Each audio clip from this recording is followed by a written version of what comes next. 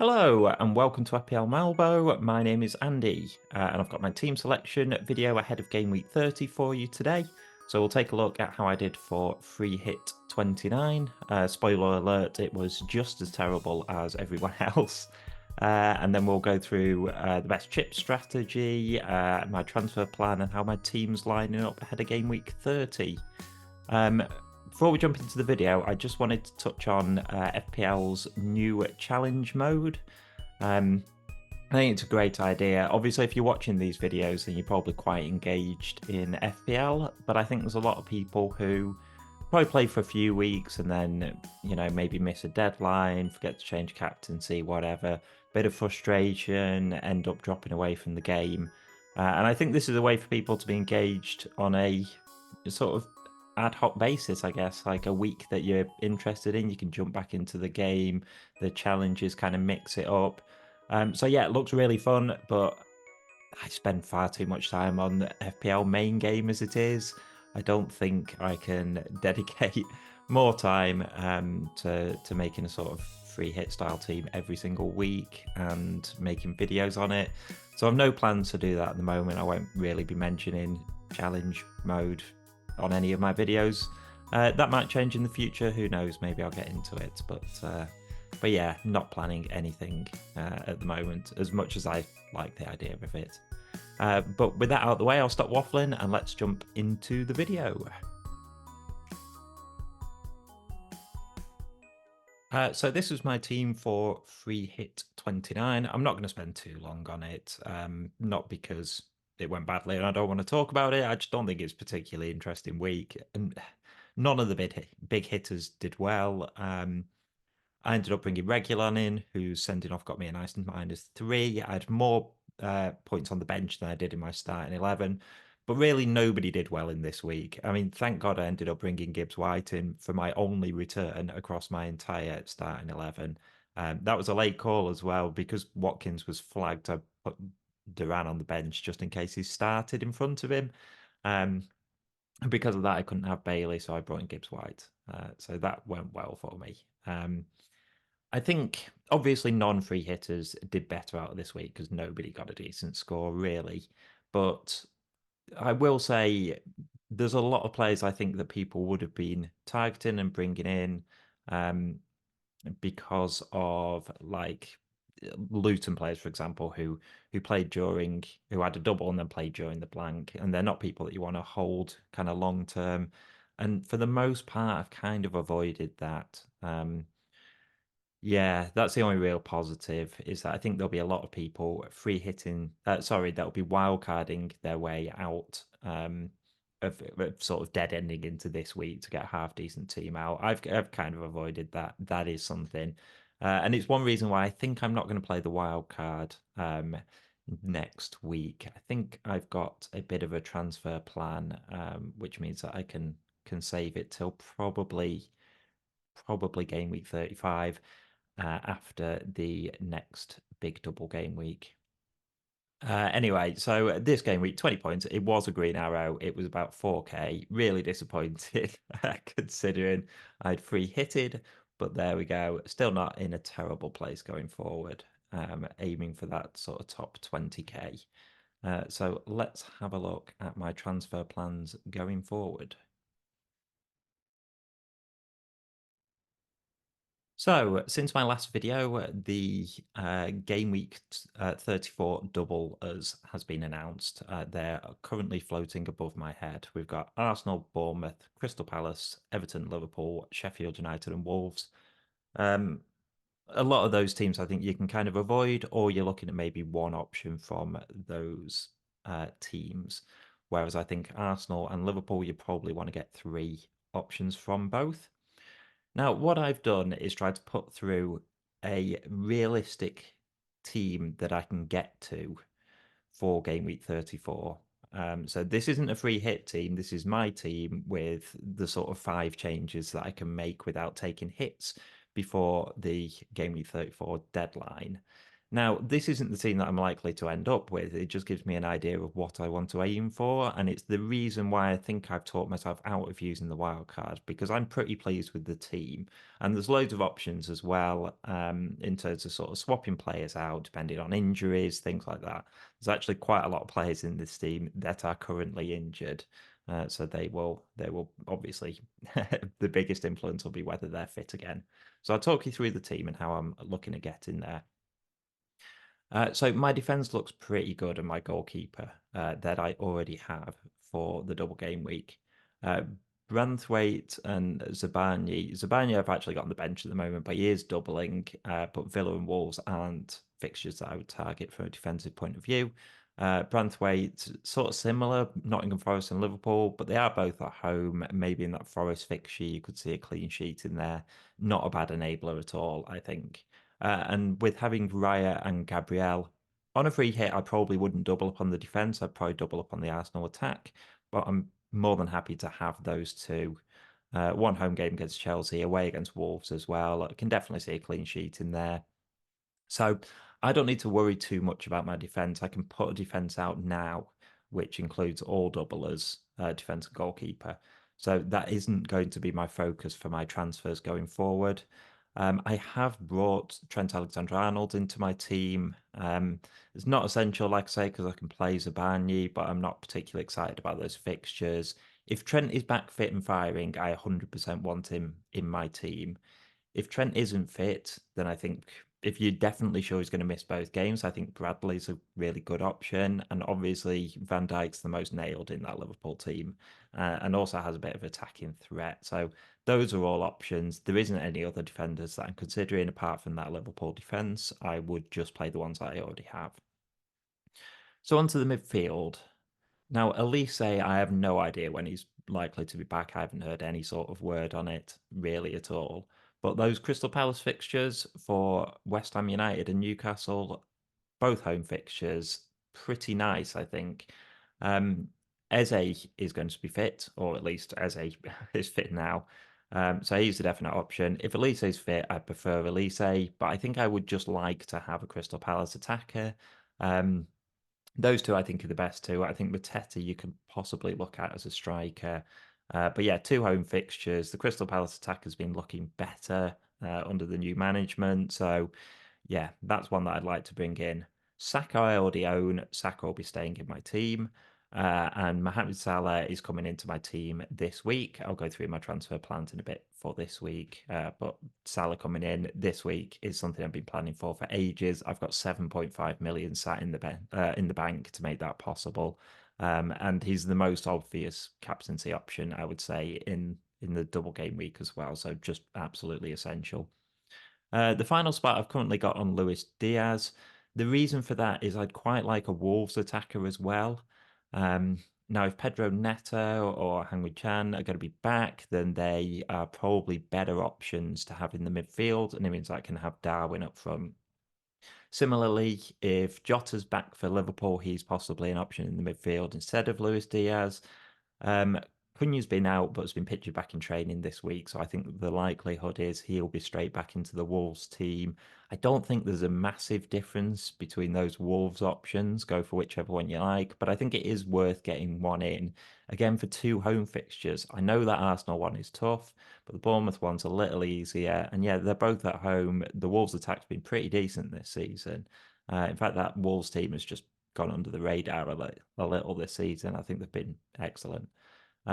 So yeah, at the moment, I'm thinking Luis Diaz, but yeah, Darwin's the one I kind of want, but it would almost rely on um, a Wolves midfielder being fit, I guess, because there isn't any Bournemouth, Everton, Sheffield United midfielders that I'm considering really at all alongside them. And then up front, I would have, can you have already mentioned, Solanke's already in my team. I've got the captaincy armband on him at the moment. I think that's from Game Week 28, whenever I last used Plan FPL. But yeah, he wouldn't be captain. But even though they're tougher fixtures, Solanke's just been great all season. And I think at his price, he's still a really good option. And Bournemouth have got decent fixtures in the interim as well. So I'm not really considering selling him, even though there are cheaper options up front that you could look 2. And then Erling Haaland I would keep in. I think that Brighton away fixture. It's not the easiest, but it's not a terrible fixture. If I needed the money, I would sacrifice Haaland, but no doubt about that. I don't think he is essential at the moment.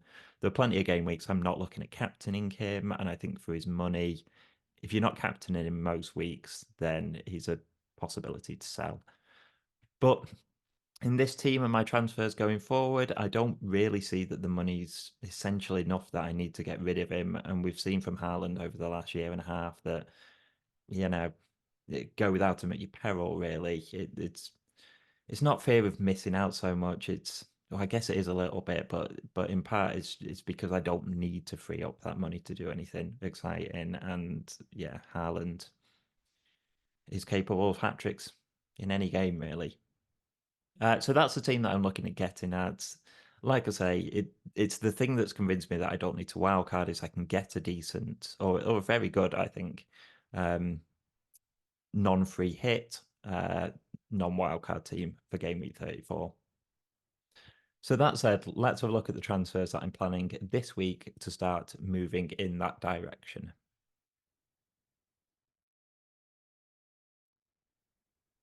So there's 3 options that I'm considering for this week, and I'll go through them one at a time. Now, I free hitted last week, so I only have 1 transfer, so I am possibly looking at taking a hit or multiple hits this week. The reason for that is that this season, I think I've fallen into the blank and the double trap too much and ignored short-term fixtures and form. I think I've sold players that um, like Cole Palmer, for example, and Anthony Gordon, I've sold them at times this season where they've been playing well, but I've looked and thought, I've got blank coming up in 3 weeks, and this guy's got 4 matches over the next 3 weeks, and I've kind of chopped and changed rather than just playing to the form, really. So I want to try and target the short term as well as setting myself up for game week 34 because we've got four game weeks between them, and there's a lot of points to be earned. The plan that I had in my mind was Salah coming in for Gordon. There's 2 things that are putting me off that plan. Now I can afford it in one move, no hits taken. I want Salah in my team. Salah will probably be my captain next week. Looks great. Anthony Gordon has returned in every single home fixture besides one this season. He has been phenomenally good at home. Newcastle have got 2 home fixtures in the next 2 game weeks. I'm sort of loath to sell him. And the second reason is Cole Palmer, who has been just phenomenal all season. Um, his ownership's really going up, so it really hurts me when he does well. He just keeps consistently doing well. He's also on penalties, so he's got, extra chances beside his open play, which has been superb. Now, there is a little bit of an injury doubt around him. He missed the first England game because of injury, didn't come off the bench in the second, was apparently fit, but I kind of figure he would have come off the bench if there wasn't at least some kind of doubt still there. So I am going to wait on injury news for that one. So plan B would be to bring in Palmer and Salah. I wouldn't have to get rid of Gordon. I could get rid of Ross Barkley instead, but I would have to get rid of Phil Foden. Now, Foden has Arsenal and Villa in the next 2, so you can argue it's a good time to sell him, but also his form has been superb this season. That really puts me off getting rid of Foden. In fact, since Kevin De Bruyne has come back just after Christmas, if anything, I think Foden has been even better. He's almost been talismanic for City. He's on some set pieces still. He takes a lot of corners and free kicks, so has that going for him. Yeah, I'm loath to sell Foden, but I think being able to keep Anthony Gordon and bringing Palmer into my team, I think I basically see Palmer, Gordon, and Foden all as quite similar options, but Foden's 2 million more expensive. This is probably the option that I'm most happy about, but I'm not happy about selling Foden. But I think if I have to make a sacrifice, I've looked at other places in my team where I could possibly do that, and none of them I think stand out to me as much. Like Pedro Porro, I could sell and get a cheaper defender in. They don't have a game in game week 34, so he'll be going at some point anyway. But I think he's a fantastic defensive option in just a sea of non-options, really. We've got a lot of injuries in the defence and players out of form, not a lot of clean sheets. So, yeah, someone with his sort of attacking potential, I think, is I'm loath to sell. If I could sell like a Harry Maguire down to the cheapest possible defender to make the money up, then I would, but that's not an option for me either. I don't really want to. I've said Solanke I want to hold long term. I don't want to get rid of Saka. Like the options are thin on the ground for me. So Foden's the way I'm looking at going. Option C would be for 2 hits, and I think this is the reason why I'm really not convinced by it. But it is an option for me, and it does leave my team looking its strongest going forward. I think it would be Barkley to Salah, Watkins would go to Darwin, and Garnacho will go to Palmer. There's a couple of things with this. One is selling Ollie Watkins, who's the highest scorer in the game. Got a couple of tough fixtures coming up. They've got City and they've got Arsenal in the next few. Also, they've had a few injuries, and I think it's slightly destabled that Villa team. Kamara, in particular, in midfield, I think just makes them tick. And I think he's a big miss for them. It means Douglas Luiz plays a little deeper at times. I don't think that helps them either. But he's still the top scorer in the game. He's still been phenomenally consistent all season. I am a little loath to get rid of him for a Darwin that's been, and we all know what Darwin's like. He's absolute chaos. Like every week he looks like he could get a major haul, but sort of rarely does. Um, it would also commit me to having Darwin in my um Gameweek 34 team, and I'm not 100% sold on that one. As I showed you in my team before, I had Luis Diaz as my third Liverpool option instead. So, yeah, that's one to think about, I guess.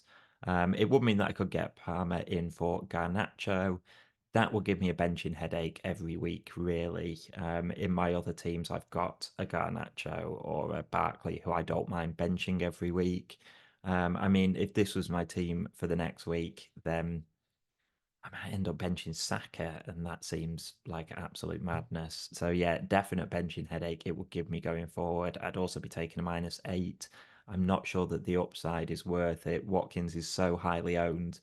My team looks good going forward, taking that -8, but I'm not convinced it looks better than the -4 just to get Palmer and Salah in.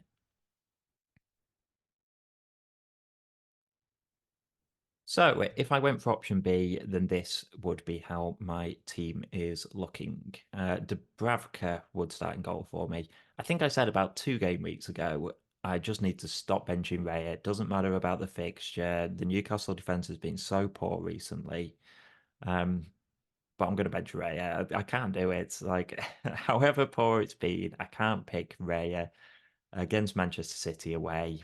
Probably the toughest fixture of the season for them. When Newcastle have got West Ham at home, it's going to have to be Dubravka. I'm going to kick myself if that goes wrong. The defence, I've brought Maguire into it. I think he's picked up a international injury. Since I brought him in, he has just been injured. I brought him in because Martinez was injured. I thought he was nailed to start. The United defence isn't too bad, and he's really cheap. And he's just sat on my bench injured pretty much the entire time. Pretty sure he's injured again. I'm probably going to pick him. I don't see him coming off the bench for United. And I slightly prefer that fixture than the Branthwaite one against Bournemouth, but it's not the end of the world if I had to bring in Branthwaite. Similarly, I don't think it's the end of the world if I had to bring in Gabriel. I've got options there. Gabriel's flagged, but I have a feeling it's an international break injury and he'll be absolutely fine. So, yeah, Maguire's in there. I feel like those three are just much of a muchness. Don't really fancy a clean sheet in any of them, if I'm honest. But Zabani and Pedro Porro, I like the look of. Home fixture for Bournemouth. Bournemouth, similarly to Wolves, as I said earlier, I think have been good this season, at least in patches. Pedro Porro, Luton. It's a fixture I wish I had Son for, but I have no plans to bring him in. I think my midfield is the best possible midfield except for Son. And so, yeah, that's just the sacrifice that I'll have to make going forward. But Pedro Porro, I think, is probably the second best option in that Spurs team. He took a lot of free kicks and corners off Madison as well. So it's nice to see him on some set pieces. And there's a goal coming for him. He hasn't scored yet this season, and he gets into so many good positions that there's a goal coming. I can feel it this weekend. Pedro Porro against Luton. The midfield, like I say, I could possibly sell Gordon, but I fancy him in that West Ham fixture. Thought he played really well for England as well. Probably their best player against Brazil. So a good confidence boost for him. As I mentioned earlier, his returns at home have been phenomenal this season. West Ham have been a bit inconsistent. I feel like he can get at their defence. Cole Palmer, I would be then bringing into my team. He's one, even though he's cheap, I think I would pretty much set and forget. He would just play every week for me.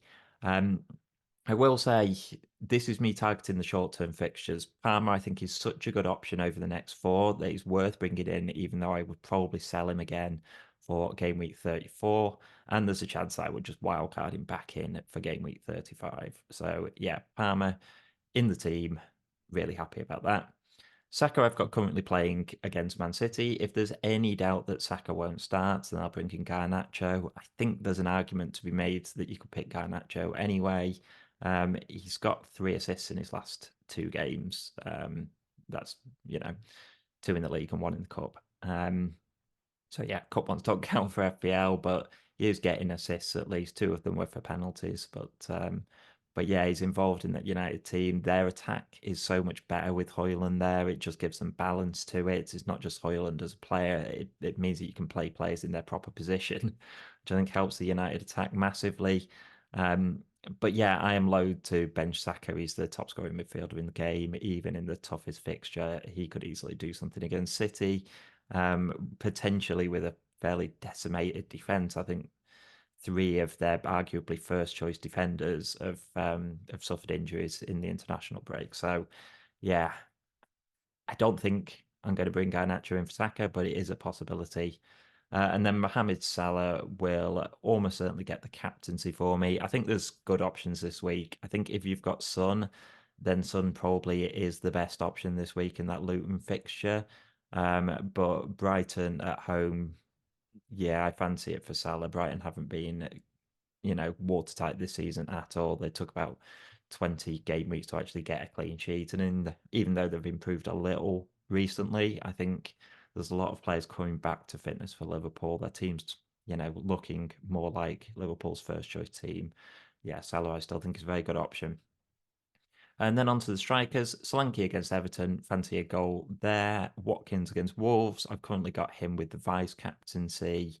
I think there's quite a lot of options actually for vice captaincy in my particular team. Obviously, you could always put it on Haaland. Even against Arsenal, he's phenomenal at home. So yeah, good option. Spoken about Gordon, he will be a decent option as well. And then Haaland, I know people are looking at getting rid of him, but I feel like there's at least one big haul in the next few game weeks that could kill you. Yeah, they've got Arsenal and then they've got Villa, and that's really tough. But then they've got a couple of nicer games. And yeah, for me, I think there'll be people scrabbling to try and get Haaland back at that point. I'm just going to hold him through those fixtures. Yeah, I think it's Crystal Palace and then Luton that they've got, and then Brighton in the double. So yeah, Haaland's going nowhere. He'll still be in my team, but he's not getting the captaincy this week. So that's it for my team selection video ahead of game week 30. Let me know in the comments what you think of my transfer plans. Let me know if you found it useful, me kind of showing you how I plan going forward by putting my game week 34 kind of best possible 11 together. And if you've enjoyed these videos, then please subscribe to the channel. Appreciate it massively when you guys do that. But I'll leave it there for now, and I'll catch you all on another video.